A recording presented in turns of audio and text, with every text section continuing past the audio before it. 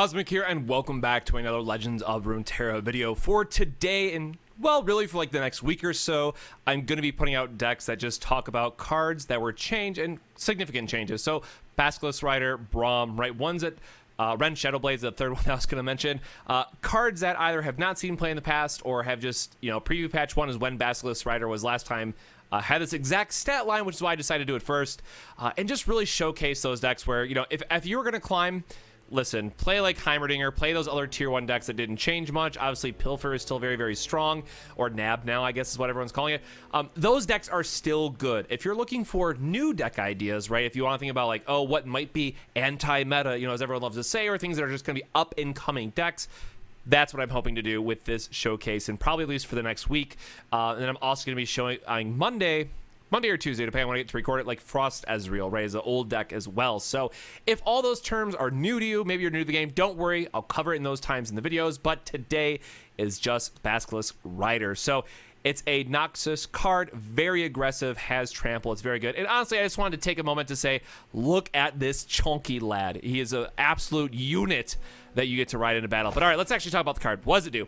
So it's a 4-drop, which can already be towards the top end of your curve that you typically want to do, right? Things like Will of Ionia are still cutting off, honestly, the top half of this region's, better cards that I'd like to see, because Heimerdinger is so popular, which again is paired with Ionia, and there's been some more interesting Ionia decks that are popping up.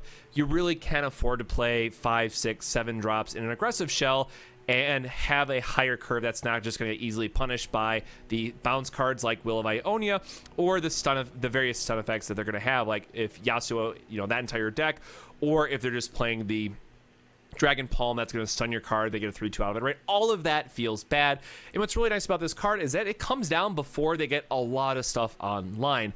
So what was the big change about this? Why is it suddenly good? It went from having 2 HP to now 3 HP, so that alone is a significant change, because as it gets the Allegiance buff, which you're going to build the deck to hopefully have Allegiance, it's going to go up to 4 HP. What does that really mean? It dodges Mystic Shot. It doesn't die to get excited anymore, right? So even if this doesn't hit, it no longer dies to Mystic Shot, which is quite honestly one of the biggest upgrades that's going to see. And then, of course, as we know, going from 3 HP to 4 HP is quite significant. So it's a 6/4 Overwhelm that you can play on 4. Now, what are we doing then? So it has the Allegiance factor, which again means that it checks the top card of your deck. If it's not the same faction, you don't get the effect. So that hurts quite a bit. Full disclaimer for this video, I tried a Freljord variant. And if you want to see that, the videos are posted on the Twitch channel, but I didn't really have a lot of success with it. I felt it was far too high rolly, right? So we tried to do like Omen Hawk and Shared Spoils. Now, don't get me wrong, there were some absolutely insane turns where like Draven became a 5/5 with Omen Hawk and Shared Spoils. We were playing the Ballista then, which is only good in the Freljord version, I have to say, after that's the other like big discovery from tonight. It's really cool when these things happen, but it's just not consistent enough. So what I decided to do was go back to a oldie but goodie shell. So there was a Noxus Spiders deck that was like Elise was your only champion. Sometimes they played Draven. Some of the lists played Darius as well, which I don't recommend in the current meta, as it were. But I went back to this kind of hybrid, really, between the two. The thing that you'll note that's different, again, keeping in mind we want to be under 6 card for Allegiance. I've seen some people go as high as 9. I am not that brave. If you want to do it, be my guest. I forget what the exact percentage breakout is, but I'm sure I could go find a copy and paste of it if someone asks in the comments.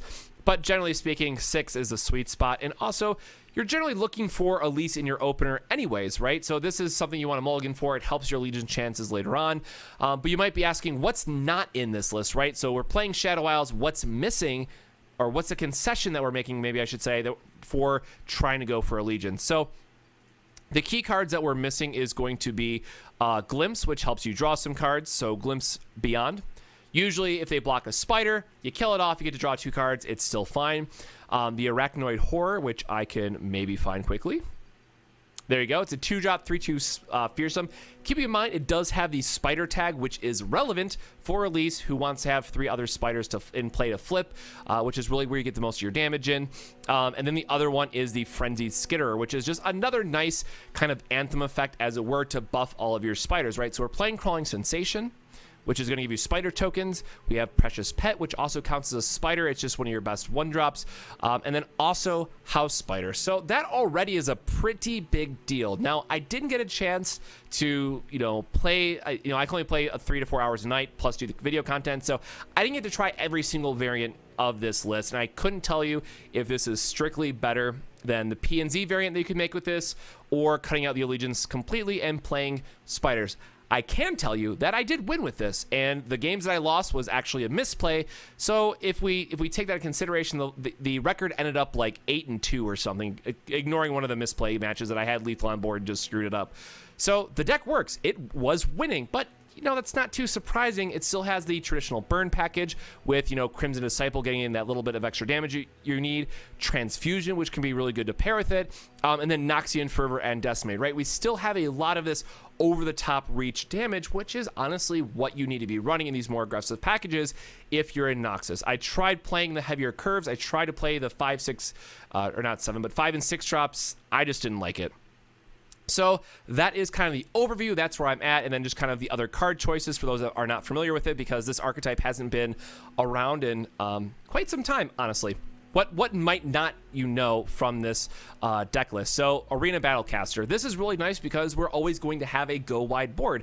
So this Anthem, or this one card, basically says, hey, here's 5 free damage. Now, it's not all going to go through on one unit, which is good and bad, right? So going wide generally has the advantage of, if your opponent is just playing spot removal, you're going to be able to get in that chip damage turn over turn. The downside is Withering Wail, as always and always has been in the past, is a very strong counter against this deck.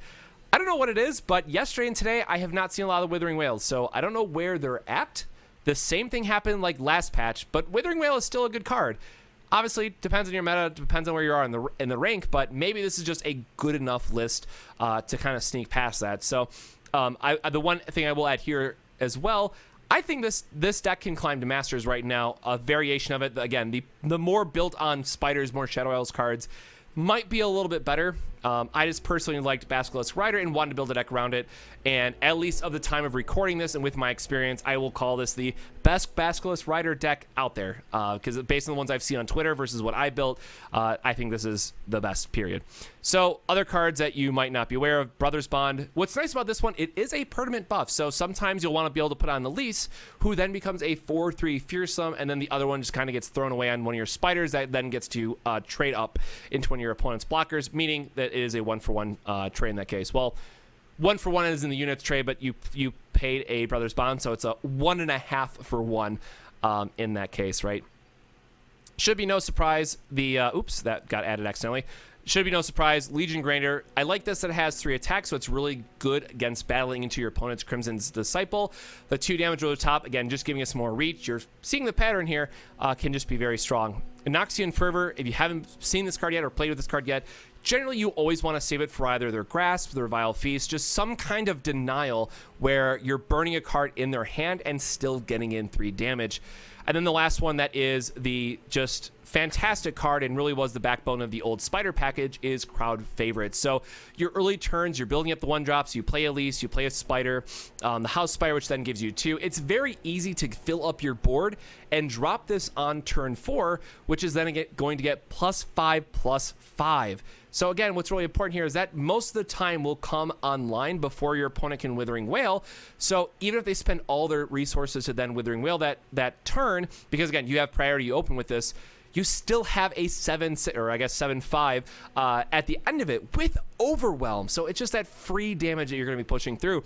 So Crowd Favorite, just a very still solid card, and one that just, it's not that you can't respect it because it's what? Withering Wail, right? Or Avalanche, but neither of those saw a lot of play. That said, if you go back and watch the stream, I did get blown out by an Avalanche because I just didn't expect my opponent to have it, right? Because it's just not a card that's had seen a lot of play previously, or in some of the more mid-range variants, right? They were going with more like the Challenger line instead of full-on Avalanche, at least the list that I've seen. So overall, I really like this list. It does what I wanted to do. I'm very happy with it that it worked, right? It is a Basilisk Rider deck that worked. And again, I'm going to try to keep these videos shorter where it's only one game now, but it's going to be a game that has back and forth in it. And then just try to truncate the overall video as it were, instead of showing like 3 or 4 matches, right? If you want to see that, go check it out on Twitch. All the games are there, as well as the deck building process when I was putting it together if you want to see those different things. But I figure talking about the deck and one game is enough, and also it just saves time because I'm recording this at, what is it, like 1 right now, 1:09. So I want to make sure I can still get these videos out the next day. So if you want to see more games, let me know. If you want to see against a certain matchup, let me know as well. I'll try to get like someone from the Discord to do a battle with it. I'm more than happy to record some extra games with it. But with that, that's all I have to say about it. I think, again, solid deck. I can't tell you if the heavy spider variant or Basilisk Rider deck is better. I think both of them are fine. I was winning a lot with this, and I climbed up to Plat 2 with it. Again, I think it finished like 8-2-ish, ignoring the one misplay that I had lethal, and I just kind of screwed up. But hey, that's what happens, right? We're all humans at the end of the day. We're going to make mistakes. So with that, I have a game for you. I hope you enjoyed. If you want to see more Legends of Runeterra content, please don't forget to subscribe. Hey, I hate saying it, but we got to put it out there because I'm trying to get more content out there and the types of videos that you guys want to see. So again, hopefully going forward, once we get back on board with TLG, we'll start doing a meta recap video as well, which, keeping in mind, is the NA and EU meta. We have players on both, so it's always going to take into consideration those two combined. So if you want to look forward to those videos, I'll hopefully have them out starting next week, actually, right? Since the ladder's now, or the season's in session, as it were. So with that, have a great rest of your day, everyone. Enjoy the game, and I'll see you next time. Cheers. All right, scouts, it looks like. This will be interesting. Let's see how they have the Rangers Resolve. Can be pretty annoying for us. And the Legion Grenadier is not even good, right, for the Misfortune. So I don't really like any of this in my opener. Sure, that is a lot better, in fact. So we have the early opener. We just need a 3-drop to really help curve this out. But we have double crowd favorite, which will be pretty nice. Pretty nice for us.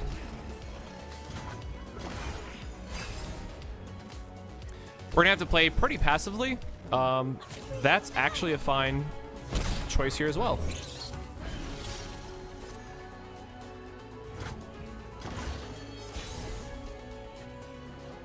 Ooh, that is super tempting.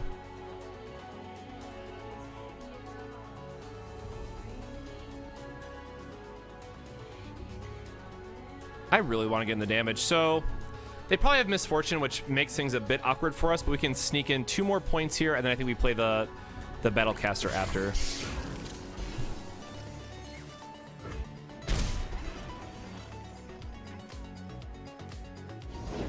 I'm one of the good guys, but not that. So we're going to take a lot of damage from this swing, and I think that's okay. Because we're immediately going to be able to dump a crowd favorite, which will be big. I imagine that our opponent goes for the open attack. No.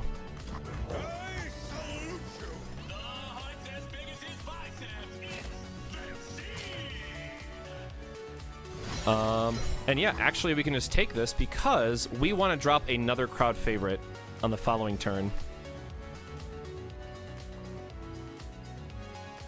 I don't feel like getting chip damage on this.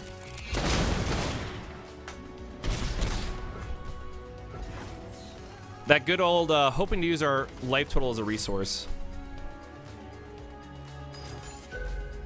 Okay, so they get 1.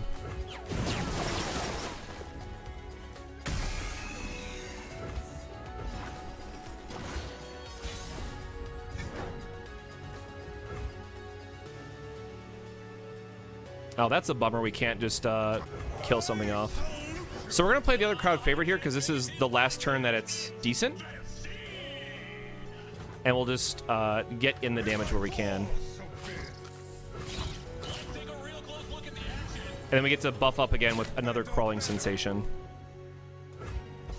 I mean, they have to go for the blocks here. I know what I'm doing. Don't get ahead of yourself. So puts them down to 3, and we still have a Noxian Fervor. Yep. I mean, that still puts you down to 3, which is exactly what we want. Yep. And again, we're going to have some chump blocks here. It's going to die to Misfortune's effect, but that's fine, right? We just want to make sure that we're keeping our health here up a little bit higher in case they have a rally effect. And then it's like Crimson into Noxian Fervor. Yep, so just in case, they could rally off Misfortune's effect, and that's fine too. But we are going to just still take the chump block, because that's 3 damage we don't have any real reason to take. Okay, interesting. We can actually punish them with the Crimson Disciple, so I think we're going to take that play instead, right? Because they're not going to have any healing. So we play this, it offers up a blocker on the Misfortune trigger, and then we kill them with the Noxian Fervor.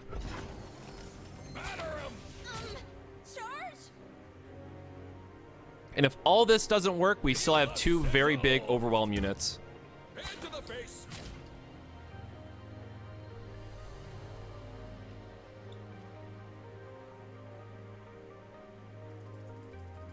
This should just be game as it were. And right, we still want to block to fog the damage. And they could have like another Make It Rain, but we'll just see if they have I guess there's no reason to bluff it here, right?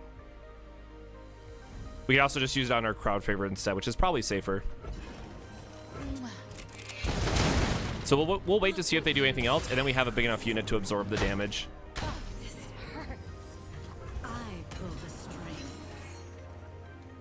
They could have a single combat here, actually. That would be pretty rough. So we'll play around the single combat.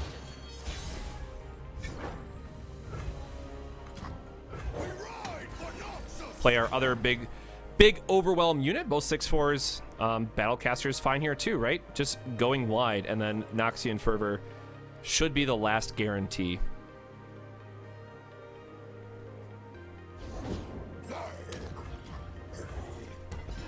Again, we're just doing this because it gets 1 more damage. It's 2 more damage across here, right, for these.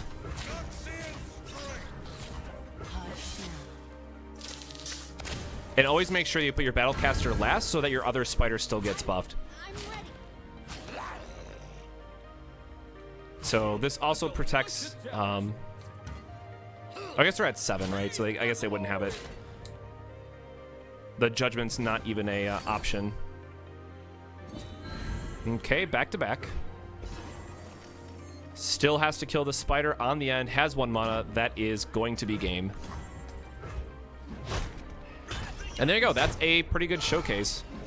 And keep in mind, it's like we're down to the couple of cards itself, and we still had a Fervor to kind of round out any last bit of damage that we needed. So, yeah, that's a good showcase of the deck. And again, I think that does kind of showcase that Basilisk Rider does have a placement in it. Is it going to be fully better than the traditional Spiders list? I'm not sure, but we've had a very good winning record with it tonight, so I will definitely take it. All right, so a Freljord Noxus variant with Darius as the only champion, which is interesting. That's kind of not the one I would take if it was my my only choice.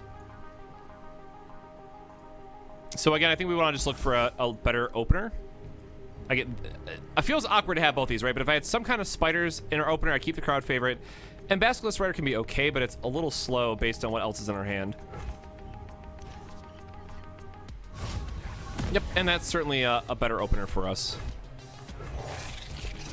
And we're going to play the Precious Pet just to get around their Omen Hawk, or their own Precious Pet in this case.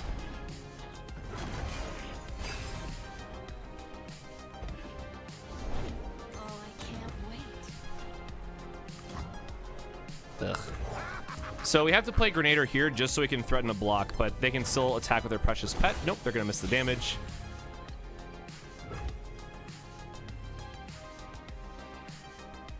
Yeah, so I think we want to do... The problem with attacking with Lise here is it gives them 2 damage. We're trading like 2 for 2. Where I can just play like another Crimson, or play our own Crimson and a Saboteur, and then into our crowd favorite, which I like just a bit better. The question here is if they have the Transfusion or not.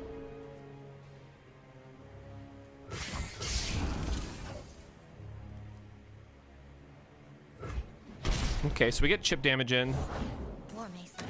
Yep, that's a little unfortunate. For the glory of Noxus. And again, we're not going to use our Fervor here. We want to make sure that we're getting this crowd favorite as big as possible.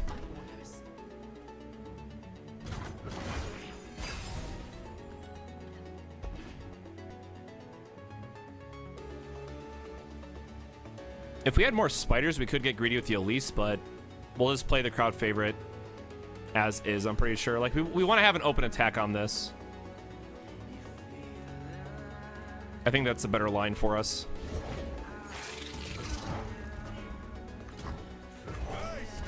Because now we have a big 6-5. Transfusion's not going to help them as much as they might have wanted it to. And we can block in a way that forces them to kill their precious pet. Yep, there it is.